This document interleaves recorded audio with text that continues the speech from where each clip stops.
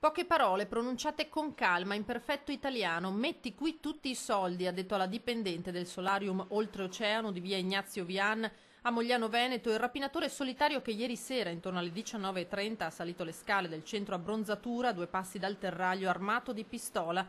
All'interno i clienti nelle salette abbronzatura e una dipendente, una 33enne di Campo San Piero, che si è ritrovata faccia a faccia con il bandito. Berretto in testa, occhiali scuri sul viso, le si è avvicinato minacciosamente senza dire nulla. Solo a poca distanza la ragazza si è accorta che in pugno, stretta al petto, aveva una pistola. Nessun segno di nervosismo, nessun tentativo di terrorizzarla. Metti qui i soldi, le ha detto porgendole un sacchetto di velluto nero. 550 euro il bottino con cui si è dileguato, ma prima alla ragazza ha detto i carabinieri, chiamali tra mezz'ora. Poi la fuga, probabilmente imboccando il terraglio.